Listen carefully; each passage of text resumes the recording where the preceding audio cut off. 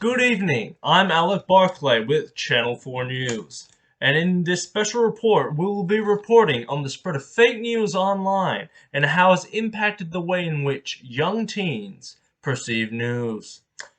As a news reporter myself, credibility and public trust is paramount in the distribution of news. This report will describe what fake news is, how is it affecting young teenagers, and how they can combat the spread of fake news and become more digitally literate users. Firstly, what even is fake news?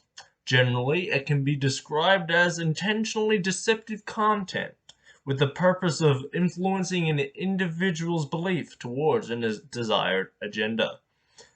Fake news has been a regular topic in recent years, most apparent with the 2016 US presidential election. People are wondering what news they can trust, what sources are reputable. The group that has had their faith in news most shaken is young teenagers.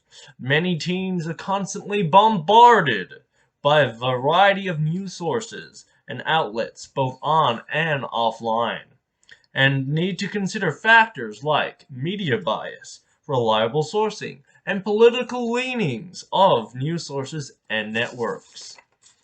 In recent years, it has been found that teens are finding it increasingly difficult to differentiate credible news sources from fake news. A survey conducted by Western Sydney University in 2017 found that only a third of teenagers are able to tell the difference between fake news from real news. Additionally, the complicating factor of social media news sources that tailor searches to an algorithm led to many teens getting their news based on calculations from those sites. This has resulted in teenagers not knowing what news resources are considered reliable, and as the proliferation of fake news has left them uncertain. And it is important then that the methods that teens can use to differentiate between real and fake news be taught, so they can better find reliable news sources using their own critical judgment. Instances of people taking articles from the popular satirical news site The Onion seriously indicates the lack of digital literacy and critical thinking from many young teenagers. Fortunately, there are ways in which teenagers are able to ascertain what is fake news and what is real news.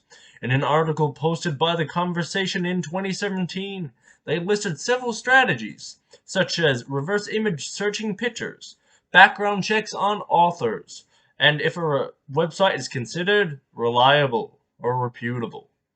These techniques will hopefully enable teenagers to develop a safe and smart habits when interacting with news sources both in person and online. This concludes the special report on fake news and its connection with teenagers. Now, that's all we have for tonight. Coming up next, Love Island at First Sight. I'm Alec Barclay. If any teenagers are watching tonight, stay safe out there. Good night.